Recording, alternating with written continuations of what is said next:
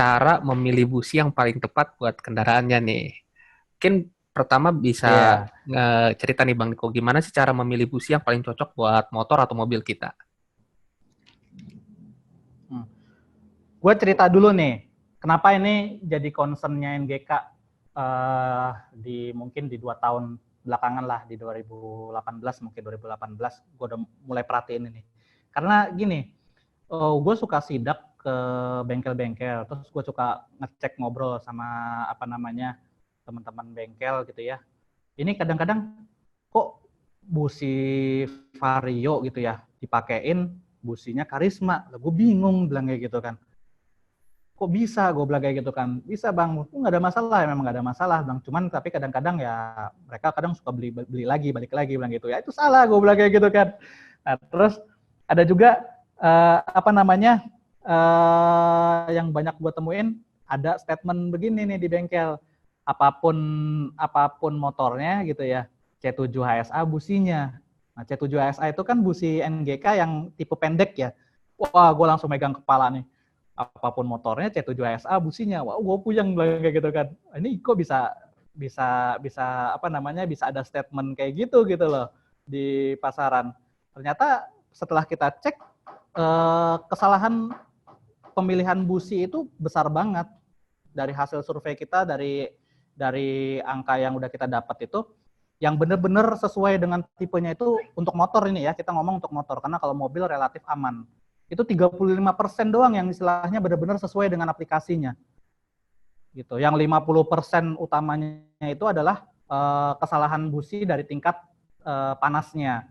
Yang tadi gue bilang tuh apa namanya motor Matic gitu ya gue sebut merek Vario, tapi dipakainya businya busi Karisma gitu loh. CPR 9 yang harusnya dipakai itu dipakainya CPR 6. Itu tingkat kesalahan paling banyak 50%. Terus sisanya 15% itu kesalahan rata-rata paling kayak misalkan tadinya busi panjang diganti busi pendek.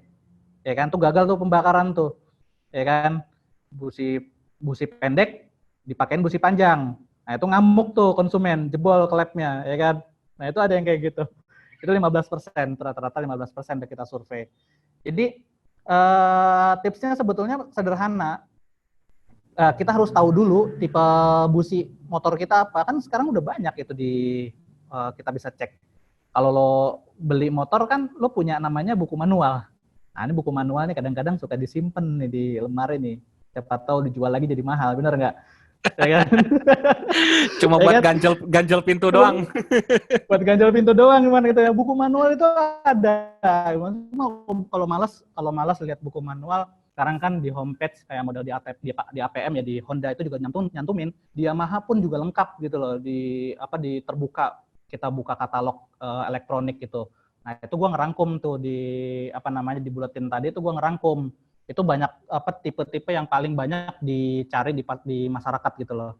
Jadi CPR 9 ke CPR 6 itu aduh paling banyak salah. Kemudian ada lagi C7 HSA itu dipakai di CPR 6, aduh itu parah banget salahnya. Jadi kesalahan-kesalahan yang mendasar gitu dijadiin hal yang lumrah gitu loh. Jadinya sebetulnya ini salah gitu loh. Kalau ngomong NGK mau aman ya, itu udah biarin aja, NGK jadi jualan banyak kan kayak gitu kan. Cuman kan kita kan nggak mau jaga kepercayaan masyarakat yang udah benar-benar loyal banget sama NGK, tapi ternyata dijatuhin kualitas NGK-nya turun hanya gara-gara kita nggak jaga pasar dengan cara edukasi semacam ini. Ini kita nggak pengen banget kayak gini. Makanya yang penting paling utama itu adalah kita harus tahu tipe busi yang kita pakai di kendaraan kita, itu yang pertama dulu, itu yang pertama. Ya kan? Jadi kalau itu udah tahu, nanti pada saat kita datang ke bengkel, kita udah tahu ganti businya tipenya ini. Kadang-kadang mekanik itu kan ya pertama dia ngikut suara konsumen juga, kadang-kadang yang kedua ngikut ownernya. Nah ownernya ini yang kadang-kadang kita edukasi juga gitu loh. Jadi yang paling utama ya kita harus tahu dulu bang. Jadi tipe busi kita itu tipenya apa sih? Nah kalau sampai salah ya udah wassalam. Terus itu merembet karena kan nanti kita regular service kan, itu satu kali salah ganti busi itu terus tuh merembet tuh salah terus. Gitu. Ini ada juga nih pertanyaan yang menarik nih. Jadi kan busi itu kan kodenya Misalkan kayak ada CPR atau apa kayak gitu. Nah, ini ada yang nanya Hmm, nih, hmm. apakah ada bedanya antara busi mesin pendingin udara atau pendingin radiator itu kayak CPR 6 dan CPR 9? Jadi kan kalau orang awam itu kayaknya wah, kodenya Betul. sama nih CPR, padahal ada bedanya, misalkan nomornya itu bedanya apa sih Bang, meskipun kodenya mirip-mirip atau bentuknya mirip? Iya, iya. Jadi tadi yang gue bilang di angka 50% ini, ya kan 50% ini adalah kesalahan penggunaan tipe busi yang paling banyak adalah heat rank atau tingkat panas. Ini orang kadang suka nggak tahu, bahkan sampai dengan level mekanik pun sebetulnya mereka tahu, tapi mereka karena mereka jatuhnya bekerja kan ya dengan owner jadi mereka tergantung owner. Jadi mau dipakein CPR 6 ayo, CPR 9 syukur gitu ya. Cuman kenapa kita nyematin angka 6 dan 9 yang mulai dari 6, 7, 8, 9 itu di busi gitu ya.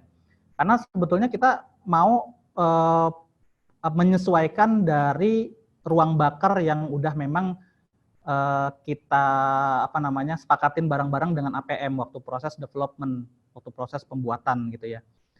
Nah, angka 6 itu kayak contoh gini, gue nyebutnya gini. Ya, contoh 6 itu akan efektif bekerja di angka 3000 ya gitu ya. 3000 derajat Celcius contoh ya. Ini contoh, ini 6 di angka 3000 derajat Celcius. Kemudian angka 9 itu akan optimal ya bekerja pada saat di angka 5000 derajat Celcius. Contoh, ini contoh gitu ya. Nah, 3000 ke 5000 itu kan angka yang kalau boleh bilang kan jauh ya. Ya kan? Angka 9 itu kalau boleh dibilang di motor Vario, kemudian angka 6 itu di Karisma. Sekarang dari angka ini aja udah bisa dibilang ruang bakar antara Vario dengan Karisma itu beda temperaturnya. Ya kan? Terlepas mereka si Vario punya teknologi yang banyak fiturnya yang bisa ngakibatin si ruang bakar itu berbeda gitu suhunya. Nah, makanya kita pasang CPR 9 di Vario gitu kan, bukan CPR 6 di Karisma. Nah, kalau efeknya dari 9 itu dipakein motornya Karisma, ya kan? Katakanlah tadi motornya Vario itu yang harusnya CPR 9 ya. Terus kita pasang di pakai busi CPR 6 Karisma. Ini mulai agak ribet nih, makanya gue harus agak ngomong pelan-pelan nih. Ya kan? Nah, CPR 6. Nah, otomatis dia si busi itu akan bekerja optimal pada suhu 5000. Sedangkan speknya si Karisma itu 3000 udah optimal. Jadi artinya apa? Overheat. Ya kan? Artinya dia udah kepanasan. Vario standarnya aja 5000 baru bisa bekerja optimal. Sedangkan Karisma di angka 3000. Jadi dia si businya Karisma itu dipaksa bekerja pada suhu temperaturnya si Vario. Nah itu overheat banget gitu loh. Jadi yang paling parah adalah meleleh. Si busi itu malah cepet ngalamin keausan. Terus kemudian sebaliknya nih, motornya Karisma, tapi dipakein businya Vario CPR 9 yang nggak nyampe, ya kan? Nggak nyampe, optimalisasi busi nggak nyampe. Yang terjadi adalah ya karbon terus aja numpuk gitu loh. Pembakaran jadi nggak efektif, nggak sempurna.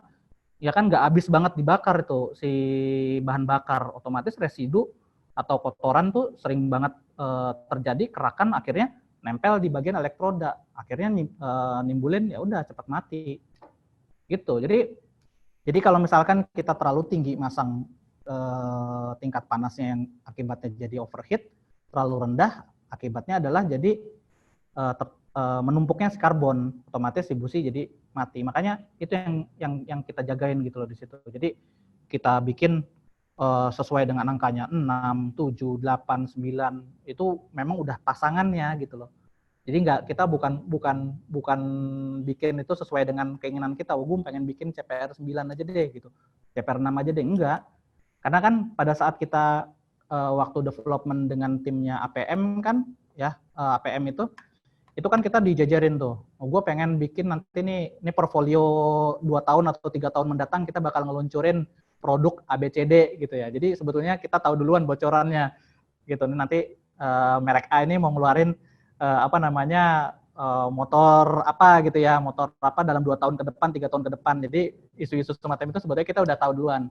Nah itu dikumpulin gitu kan, tolong deh pikirin. Gue pengen nanti efisiensinya tuh 1 liter bisa dipakai 60 kilo. Wah, pegang kepala kita langsung kan, 1 liter 60 kilo. Gimana caranya gitu ya? Ya kan? Ya udah akhirnya kita trial and error gitu kan dari apa namanya? Engine development mereka gitu kan. Kita kerjasama sama engine-nya. Udah kita uji, barulah lahirlah busi yang kita sesuaikan dengan apa namanya? Motor itu gitu atau model itu. Jadi itu nggak bisa saling pakai karena memang udah pakai ngalamin overheat rasanya. Ya, angka panas itu sangat banget menentukan kinerja dari si mesin dan kesehatan kendaraan lo. Intinya itu. Salah satu teknologinya busi NGK itu namanya self cleaning ya atau membersihkan diri sendiri. Itu Yes. gimana sih cara kerjanya dan itu tuh bisa bikin awet busi nggak sih?